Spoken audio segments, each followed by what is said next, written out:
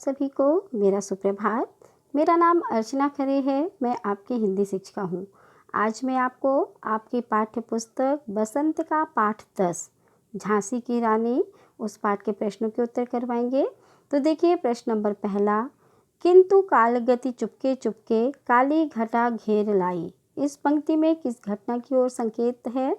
उत्तर है इस पंक्ति में झांसी के राजा और रानी लक्ष्मीबाई के पति गंगाधर राव की आकस्मिक मृत्यु और रानी के विधवा होने से सारी खुशियों के शोक में बदलने की ओर संकेत किया गया है।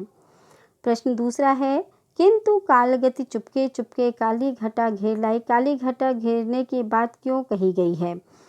इस पंक्ति का प्रयोग कवियत्री सुभद्रा कुमारी चौहान ने इस संदर्भ में किया है कि जिस प्रकार काली घटाएं घिरकर सूर्य को ढक लेती हैं और उससे प्रकाश की कमी हो जाती है, वैसे ही रानी लक्ष्मीबाई के पति गंगाधर राव की आकस्मिक मृत्यु हो जाने के कारण रानी के जीवन में खुशियों की कमी हो गई और दुख के काले बादल उमड़ने लगे।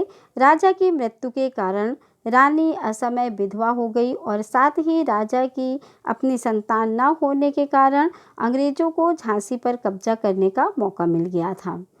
प्रश्न दूसरा है, कविता की दूसरी पंक्ति में भारत को बूढ़ा कहकर और उसमें नई जवानी आने की बात कहकर सुभद्रा कुमारी चौहान क्या बताना चाहती हैं? उत्तर, हमारे भारतवर्ष के गुलाम होने के कारण एक तरह से चारों ओर मायूसी वाला वातावरण बन गया था। भारतीय वीरों का साहस कमज़ोर हो गया था। सभी अपने को असहाय महसूस करने लगे थे। ऐसा लगता था मानो सारा देश ही बूढ़ा हो गया है। परंतु ऐसे बोझिल वातावरण में झांसी की रानी के आने से देश में एक नए उमंग का वातावरण बन गया, मानो एक नई जवानी का संचार हो गया हो, अर्थात लोगों में संघर्ष की नई भावना जागृत हुई। एक बार लोग पुनः स्वतंत्रता प्राप्ति की ओर प्रयत्न करने लगे। यही बात सुभद्रा कुमारी चौहान उपयुक्त पंक्तियों द्वारा बताना चाहती हैं।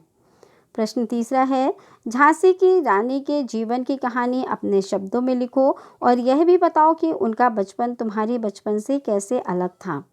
उत्तर, झांसी की रानी का नाम लक्ष्मीबाई था। बचपन में उन्हें सब छबीली नाम से पुकारा करते थे। वे अपने पिता की इकलौती संतान थीं। वह कानपुर के नाना साहब की मुंहबोली बहन थी। रानी लक्ष्मीबाई बचपन से ही वीर और साहसी थी। लक्ष्मीबाई का विवाह झांसी के राजा गंगाधर राव से हुआ, परंतु राजा की आकस्मिक मृत्यु से रानी के ऊपर संकटों के बादल मंडराने लगे। अंग्रेज सरकार राजा की निसंतान का लाभ उठाकर झांसी पर कब्जा करना चाहते थे, परंतु रानी ने उसका पुरजोर विरोध किया और अंग्रेजों को बड़ी टक्कर दी। लक्ष्मीबाई का बचपन अन्य बच्चों से भिन्न था। उनकी उम्र के बच्चे खिलौने से खेलते थे, परंतु उनके खिलौने बर्छी, ढाल, कृपाण और हथियार थे।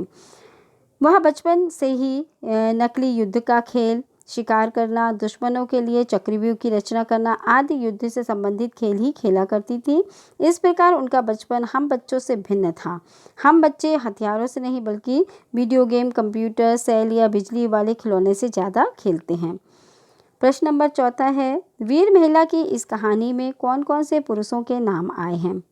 उत्तर है, इस कहानी में वीर शिवाजी, नाना धूधू पंत, पेशवा तात्या टोपे, अजीमुल्ला, अहमद शाह मौलवी, ठाकुर कुंवर सिंह, सैनिक अभिराम आदि अनेक वीर पुरुषों के नाम आए हैं। प्रश्न नंबर 5वां है, कविता में किस दौर की बात है? कविता में उस समय के माहौल के बारे में क्या पता चलता है? उत्तर, कविता में स्वाधीनता संग्राम के प्रथम दौर की बात है। कविता में उस समय के माहौल के बारे में यह पता चलता है कि अंग्रेजों ने धीरे धीरे से अपना साम्राज्य हमारे देश में फैला लिया था। उस समय भी हमारे देश में स्वतंत्र होने की भावना के बीज फूटे जरूर थे, परंतु संगठन का अभाव, राजाओं की स्वार्थ प्रवृत्ति, आपसी फूट आदि के कारण हमारा आंदोलन सफल न हो पाया। ऐसे विषम वातावरण में भी झांसी की रानी लक्ष्मीबाई और कुछ अन्य वीरों ने स्वतंत्रता की चिंगारी को सुलगाने का अभूतपूर्व प्रयास किया है। 6वां देखिए, सुभद्रा कुमारी चौहान लक्ष्मीबाई को मर्दानी क्यों कहती हैं? उत्तर है, झांसी की रानी के एक महिला होते हुए भी उसमें पुरुषोचित गुण, मतलब पुरुषों के समान गुण, साहस, वीरता, युद्ध कला में निपुणता, निडरता आदि गुण विद्यमान थे। उन्होंने युद्ध भूमि में अंग्रेजों के दांत खट्टे कर दिए थे। उनकी वीरता का लोहा भारतवासियों के साथ अंग्रेजों ने भी माना था। इसलिए कवयित्री सुभद्रा कुमारी चौहान ने लक्ष्मीबाई के इसी अभूतपूर्व साहस, धैर्य और वीरता का परिचय कराने के लिए मर्दानी शब्द का प्रयोग किया है। 7वां देखिए, बर्छी, कृपाण, कटारी उस जमाने के हथियार थे। आजकल प्रयोग में लाए जाने वाले हथियारों के नाम लिखो। उत्तर है, आजकल तकनीकी क्षमता से सुसज्जित अत्याधुनिक हथियार जैसे बंदूक, टैंक, तोप, मिसाइल, पनडुब्बी, हवाई जहाज, समुद्री जहाज, परमाणु अस्त्र आदि का प्रयोग किया जाता है।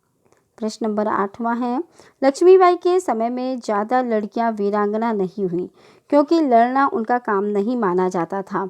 भारतीय सेना में अब क्या स्थिति है, पता करो। उत्तर है, आज हमारे भारतीय सेना में तीनों सैन्य दल, जल, थल और वायु सेना में हमें लड़कियां दिखाई देती हैं।